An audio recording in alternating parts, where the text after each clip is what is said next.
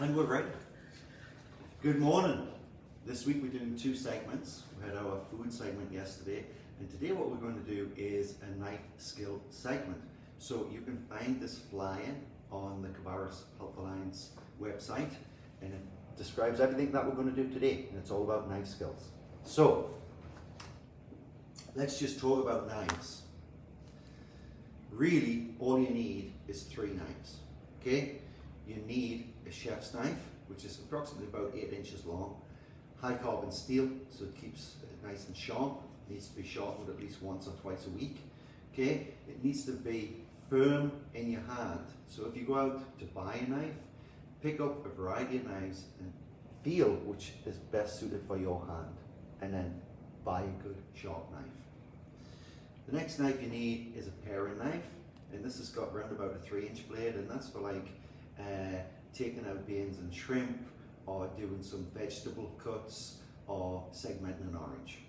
Okay? The next knife would be a serrated knife, and that would be to cut through meats, cakes, or breads. And then you need a nice peeler, and if you want, you need a steel. A steel doesn't actually sharpen a knife, but it keeps it sharp and it keeps the blade straight. To sharpen a knife, you actually need a stone or a mechanical sharpener. Okay, so that's the equipment you need. This is really the knife that everybody should have, because it does around about 90 to 95% of all the cutting jobs that you're ever going to do in your kitchen. So buy a good knife. This one is American made, it's from Mercer, and I've had this knife for 15 years and it's still as sharp as when I bought it. Okay, so that's our knives. And we'll just move these out of the way, because you want to keep your chopping board nice and clean. And underneath the chopping board, I have a piece of dish paper which are wet, and then put the chopping board on, and now the chopping board won't slide across the surface. That's very important, because you don't want the chopping board moving around, because once you start cutting something, it would be easy to cut your fingers if that chopping board is moving around. So buy a good solid chopping board. You can either buy plastic or wood. Plastic is recommended these days, and keep it nice and clean. And then keep your chopping board empty of everything other than your knife and whatever you're cutting. Okay? So let us begin. One of the things I get asked all the time is, how do I cut an avocado? Well, when you're choosing an avocado, it wants to be firm and pliable. And if you take off this little nib at the top, if it's green, that basically indicates that it is fresh. Okay? So how do you cut this? Because the number one reason why people go to hospitals with a knife cut is cutting an avocado. So take your knife, go through the middle of the avocado. You will be able to feel that stone in the middle, and then just twist around, and there is your avocado. Okay? To get the stone out, hold the avocado in the palm of your hand, take your knife and just put it into the stone, and then drop it out, and that's your avocado done. Okay? To take it out of the skin, and take your knife and cut through, you can see this avocado is perfectly ripe. There's no brown spots, the flesh is nice and firm, and we're just going to cut through. Then take a spoon and a bowl, and then just scoop out the avocado into your bowl. Do the same on the other side. Take your knife, cut through lengthways, not all the way through, you don't want to cut into your hand, and then cut across. Spoon, scoop out the flesh, and there's your avocado done, ready to go on your salad. Okay? Now, to keep the avocado from turning brown, just put a little bit of lemon juice on, toss it round, and then use as soon as you possibly can. Okay? That's your avocado. Let's move that out of the way. What about a tomato? Well, a tomato, you can take your paring knife and then cut out the core. being very careful to go around the comb. Then place on your chopping board, cut through, and then if you want slices, just cut straight across the tomato. Okay, so you've got your slices, they can go into a bowl. Then you can cut across the other way, and you've got your slices. They can go into a bowl. Or what you can do is take your tomato, cut through the middle, get a flat surface to work on, cut through again. Now you've got your quarters, but if you wanted to, you could take out the seeds. Seeds can now go into a stock. By the way, I have a bowl here, and that's for all the leftover, all the trimmings, which can go in your compost. Okay? So, take out the seeds and the core.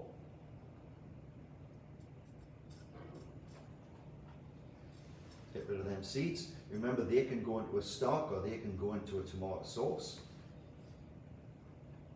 And you're just taking off all of the seeds, leaving the flesh of the tomato. Turn it over, slice through, turn it over, and you've got beautiful dice to go into a salad, minus the seeds. The seeds and the core can go into a stock or a tomato sauce. And these dice could go into a salad, or they could go into an omelette, or they could go on the top of a shrimp cocktail to decorate. So you've all got beautiful dice. Okay, so we'll take it, pick it up on your knife, drop into the bowl. You notice I'm keeping the chopping board nice and clean to get rid of the seeds. Straight down our board. Just take a cloth, wipe this down because we want everything clean, everything dry. So, something like broccoli, what you're going to do is basically cut it off at the end of the stem. So you take your knife, you're cutting all the way around. So you're cutting off each floret, and then when you get to the middle, what you can do is just cut that down, and you want everything even size, so when you're cooking it, everything cooks at the same time. Okay, that would be your broccoli. Normally how I cook broccoli is I put it into a bowl with a little bit of water on. At the bottom, put a little plastic wrap on, pop it in the microwave, and literally it cooks in 2 minutes. Okay? Now, don't throw this away. This is still edible. All you want to do is slice it again into probably 1/4 inch thick slices and pop that in with the florets, and that will cook as well. 2 minutes. So you waste nothing. That's all the waste of that broccoli. Let's clean our board again. Clean your knife. Keep everything nice and clean. Then we've got our carrots. Now carrots, normally I just wash the carrot and leave the peel on. Some people don't like that, they want the peel off. So take your peeler and just go down the carrot, twisting your carrot round, turn it over, remove the peel, turn it over again, pick off the peel, put it into the compost, take your knife, take off the top of the carrot, the base of the carrot, and again we've got the full carrot minus the top and the bottom. Now when you're cutting anything, you really want to try and keep it the size of your palm. So that carrot's too big, cut it in half. Also, a carrot will roll along the bench or your chopping board. So go lengthwise and cut the carrot in half, and now you've got a flat surface. So you can either rock your knife backwards and forwards and cut the carrot to an edible sized portion. Again, cut the carrot in half, or you can cut it on the slant to give a different shape to the carrot. But every time you're going to cut that carrot, you want to try and keep it flat. So again, cut it to the size of your palm, cut it lengthways. So now it's not rocking on the board, it's actually flat. Take your knife, fingers out of the way. This middle finger is the guiding finger. That's what your knife is on. Your tips of your fingers are underneath your knuckles, so there's no way you can cut your fingers. Again, flat surface.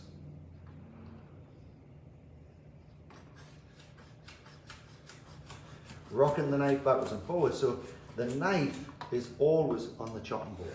The blade is always on the chopping board. So there's our carrots. Now, something like a pepper, what you want to do is cut off the top, cut off the bottom, cut down one side. You're taking out this core, and really, that's the top of the pepper. That can go away. Keep the top and bottom, okay? Then open up your pepper, take out these little bits of the pepper, and that's the core. You don't need that. That can go in the compost.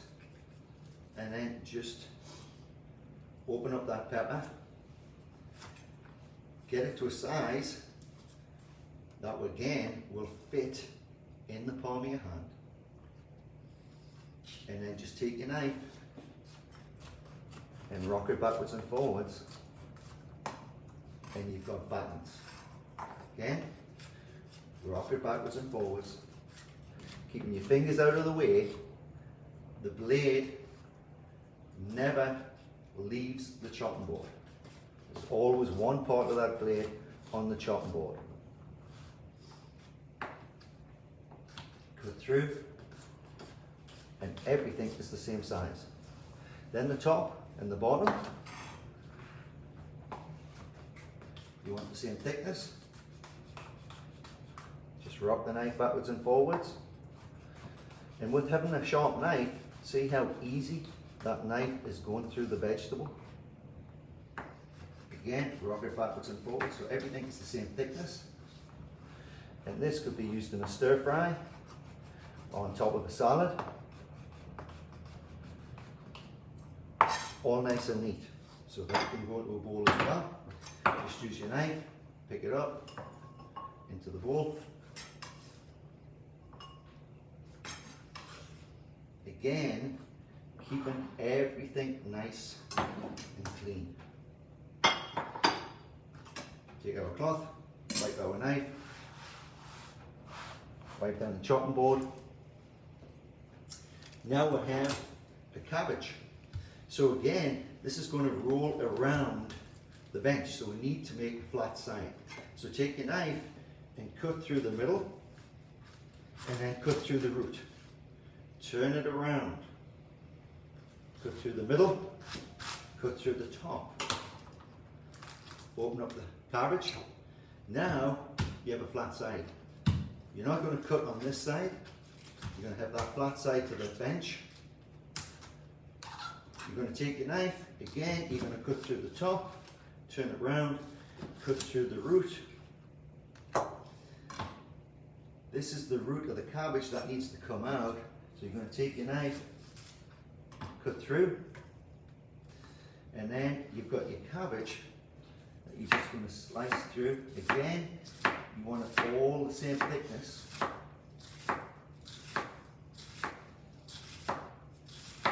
When it gets to a smaller size, then just put it on its longer side and cut through. And there's your cabbage, done. Put this into a bowl. Again, pick it up on your knife. Everything into the bowl. Wipe down your knife. Wipe down your chopping board. Keeping everything clean. One of the vegetables I always get asked about all the time is how to cut an onion without crying. Well, I've already peeled this onion, which you can see I've left the root on. Okay? 2 ways to stop yourself from crying. 1, leave the root on because it holds the layers of the onion together. And 2, the sharp knife. So you're going to take the onion, you're going to cut through the root so the layers are all intact. Then you're going to take your knife, and if you want dice, you're just going to cut through the onion and then cut across the onion. Then cut down, and there's your dice. Cut down, there's your dice of onion. Then again, just like the cabbage, when it gets too small, just drop the onion on its side and then cut through.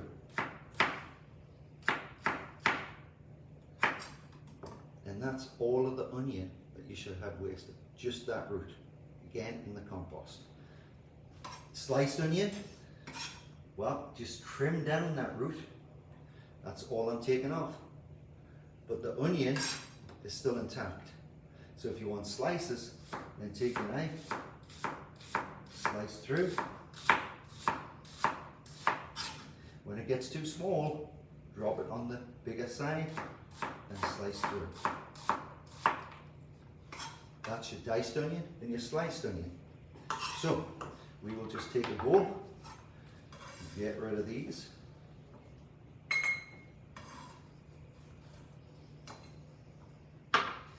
Move this to one side.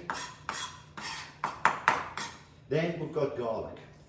Now, to get the skin off the garlic, just take off the little bit of root on the bottom, then take your knife, push down, and then the skin should come off. Put it on the chopping board, take another piece, make sure the root is off, and then all you want to do with the garlic is crush it with the back of your knife so it's not going to move around the board. Then again, with your knife, keeping your fingers out of the way, just rock the knife backwards and forwards. Okay, then put your left hand on top of the knife and then just rock that knife backwards and forwards. And that's breaking down the garlic. Clean the blade of your knife, bring it back together, rock it backwards and forwards.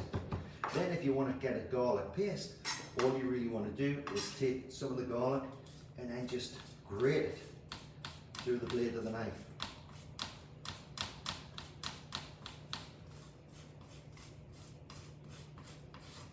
And that gives you a garlic paste. So all of these simple steps to cut up vegetables are all done basically by your chef's knife or your paring knife. And these are all simple techniques that anybody can learn. It's like anything in life, all you need to do is practice. So I hope you've enjoyed this skills session. We're going to do another skills session next week with other fruits and vegetables. We might get a chicken and cut down a chicken. But every Thursday from now on at 10 o'clock here at the Wellness Kitchen at the Cabarrus Health Alliance, we are going to do a skills session. We might actually bring people in and have a chat with them, like the Director of Nutrition here, or we might bring in the new CEO and have a chat with her. So join us on a Wednesday at 10 o'clock. for a cooking segment, and on a Thursday for a skills segment.